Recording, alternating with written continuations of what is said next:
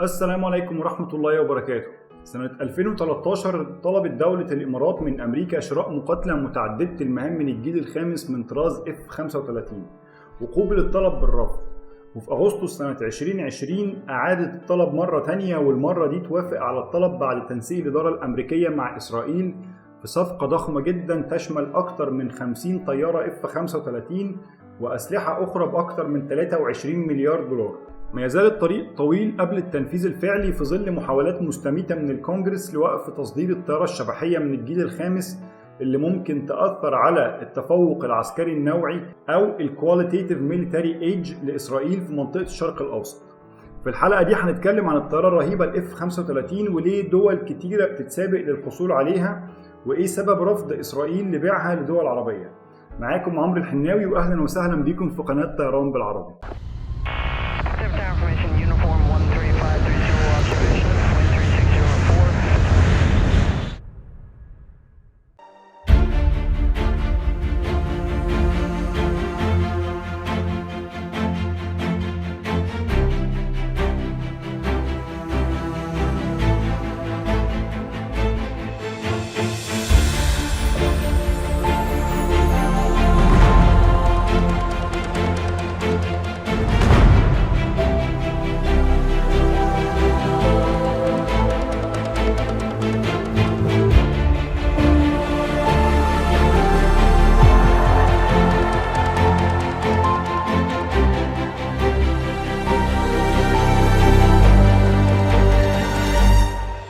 قبل ما ابدا الحلقه حابب اعرف التفوق العسكري النوعي اللي امريكا تعهدت بيه لاسرائيل وفي سنه 2008 اتحول لقانون.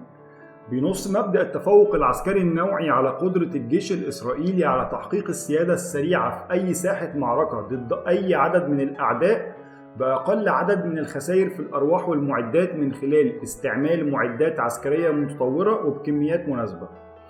هنرجع للنقطه دي ان شاء الله تاني في نهايه الحلقه، لكن دلوقتي هنتكلم بشكل سريع عن ليه الطيارة ال F-35 طيارة نوعية وإيه هي مميزاتها. الطيارة ال F-35 هي مقاتلة متعددة المهام شبحية من الجيل الخامس للمقاتلات. لو ما تعرفش يعني إيه مقاتلة متعددة المهام، اتفرج على حلقة أنواع وتقسيمات الطيارات العسكرية على قناة طيران بالعربي اللي اللينك بتاعها هيظهر فوق لو بتتفرج من اليوتيوب، وهيكون في وصف الفيديو على الفيسبوك. المقاتلة لوكهيد مارتن F-35 لايتنينج 2 هو اسم العائلة من مقاتلات جميع الأجواء الشبحية أحادية المحرك متعددة المهام، أو السنجل انجن اول ويذر مالتي رول ستيلث ايركرافت، وهي مقاتلة فريدة فعلا. فالهدف منها إنها تكون مقاتلة متعددة المهام، يعني تكون مقاتلة سيادة جوية وهجوم أرضي وجوي وطائرة حرب إلكترونية وتجسس ومراقبة واستطلاع في نفس الوقت. كمان هي طيارة فريدة في تطويرها، لأن هي المقاتلة الوحيدة اللي اتطورت في أمريكا بالتعاون مع حلفاء قريبين جدا من حلف الناتو، وهم إنجلترا واستراليا وإيطاليا والنرويج والدنمارك وهولندا وتركيا.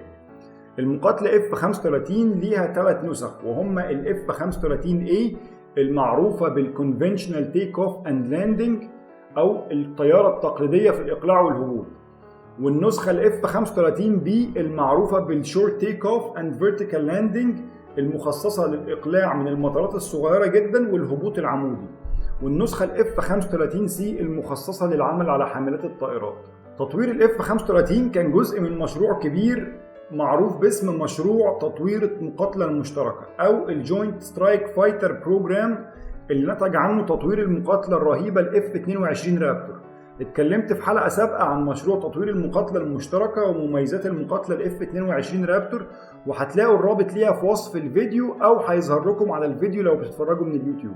وسنة 1995 وقرب انتهاء مشروع المقاتلة ال F-22 رابتور بدأ تصميم ال F-35 لايتنينج، اللي كانت بعكس الرابتور معدة للتصدير لحلفاء أمريكا في حلف الناتو وبعض البلدان خارج الحلف ذات الأهمية الاستراتيجية لأمريكا زي اليابان وكوريا الجنوبية وطبعا إسرائيل. المقاتلة ال F-35 فيها العديد من المميزات الاستراتيجية اللي بتخلي أي مشغل ليها عنده أفضلية في ساحة المعركة، وهي معدة في الأساس علشان تستبدل المقاتلات الأمريكية المتقدمة زي ال F-16 وال F-15 وال F-18 سوبر هورنيت. وأهم ما يميزها هو الوعي بمسرح الأحداث المعروف باسم السيتويشنال أويرنس، وهي في النقطة دي بتتفوق على كل منافسيها.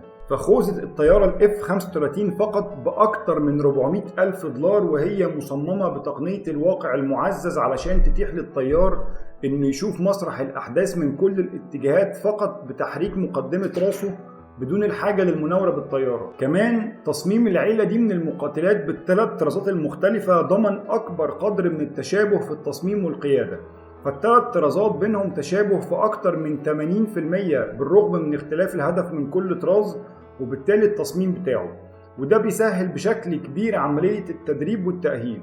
المقاتلة F-35 هي مقاتلة شبحية بمقطع راداري صغير جدا ومواد تصنيع بتمتص أشعة الرادارات، وعلشان تحافظ على قدرتها الشبحية فهي بتمتلك 4 مخازن أسلحة جوه بدن الطيارة زي بالظبط الطيارة ال F-22 رابتور، فيما يعرف باسم مخازن الأسلحة النظيفة أو الكلين ويبونز باي.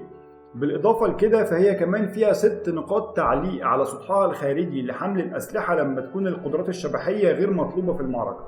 محرك الطيارة من طراز براتان ويتني F-135 وهو محرك تربو فان بلو باي باس ريشيو، مشتق من محرك براتان ويتني F-119 المستخدم في ال F-22 رابتور بقوة دفع 43,000 باوند ثراست. محرك الطيارة ال F-35 مفهوش خاصية السوبر كروز اللي بتوفر وقود عند السرعات الأسرع من الصوت والموجود في ال F-22 رابتور. دي كانت لمحات سريعة عن الطيارة ال F-35 لايتنينج. دلوقتي هنتكلم عن سبب رفض إسرائيل لبيعها لأي دولة عربية. في البداية فأول ظهور للطيارة دي كان مع سلاح الجو الأمريكي سنة 2012 بشكل تجريبي قبل ما تتعمم سنة 2015، وما يزال بيعها مقتصر على الدول اللي شاركت في تصميمها وصناعتها، ومش كل الدول بتاخد الطيارة دي بكل امتيازاتها. فالدول اللي استلمت الطيارة ال F-35 هي دول حلف الناتو المصنعة للطيارة واليابان وكوريا الجنوبية وإسرائيل وسنغافورة فقط. بدأ تشغيل الطيارة في سلاح الجو الإسرائيلي سنة 2017، وفي سنة 2018 اخترقت 3 مقاتلات F-35 المجال الجوي الإيراني ووصلت للعاصمة طهران.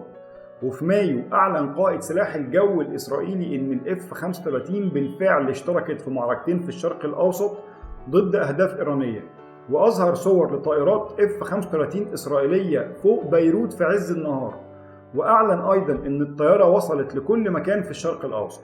وفي وقت لاحق رد رئيس الوزراء الإسرائيلي على تهديد إيراني ضد إسرائيل بتصريح صحفي من قدام مقاتلة F-35 في قاعدة نيفاتيم الجوية وقال: Behind me is the Adir F-35 plane. Iran has been threatening lately to destroy Israel. It should remember that these planes can go anywhere in the Middle East, to Iran as well as to Syria. فالمقاتلة ال F-35 هي بتمثل العمود الفقري للتفوق النوعي لسلاح الجو الإسرائيلي في المنطقة، واللي اتكلمت عنه في أول الحلقة، وهي بالفعل بتخطط لشراء 75 طيارة، وده هيخليها تاني أكبر مشغل ليها في العالم بعد أمريكا. فمفيش أي دولة في المنطقة عندها مقاتلات جيل خامس من الأساس أو سلاح دفاع جوي قادر يتعامل مع المقاتلات الشبحية، فضلا عن باقي إمكانيات الطيارة في الرصد والتتبع أو القتال الجوي والأرضي. كمان إسرائيل كانت الدولة الوحيدة اللي تنفذ ليها تعديلات جوهرية على الطيارات اللي بتتسلم ليها بشكل يسمح ليها باستخدام بعض المعدات والذخيرة وأكواد المصدر الإسرائيلية في الطيارة، وتعاقدت مع مصنع الطيارة لوكهيد مارتن على تصنيع بعض الأجزاء الإلكترونية والبصرية للطيارة في إسرائيل. بالنظر بقى لسلاح الجو الإماراتي، فهو سلاح جو حديث نسبيا تم وضع هيكلته الحديثة فقط سنة 1999، وبيتكون بالأساس من مقاتلات F-16 ومقاتلات فرنسية من طراز ميراج 2000، والطيارتين دول تم تصميمهم بالأساس في السبعينات، ورغم التحديثات اللي تمت عليهم إلا إن لا يمكن مقارنتهم بالمقاتلة ال F-35 اللي اتقدمت للعالم سنة 2015. فقطعا ال F-35 هتكون إضافة قوية جدا لسلاح الجو الإماراتي هتعزز موقعها وقوتها الإقليمية. ما يزال الطريق طويل قبل ما الصفقة تتم فعلا، وهي على حسب تصريحات المسؤولين الأمريكيين اللي بيأكدوا إن الصفقة حتى لو تمت فهي مش هتضر بالتفوق النوعي العسكري الإسرائيلي في المنطقة، وهتكون معدلة بحيث إنها لا تشكل أي خطر حالي أو مستقبلي على إسرائيل. في النهاية أتمنى إن جيلنا يشوف توطين الصناعات العسكرية في أوطاننا، وإننا ما نكونش محتاجين ندخل في أي موائمات سياسية علشان يبقى عندنا أدوات ندافع بيها عن نفسنا. دي كانت نهاية الحلقة، أتمنى تكون عجبتكم. شكرا جزيلا لوقتكم، ونشوفكم الحلقة الجاية.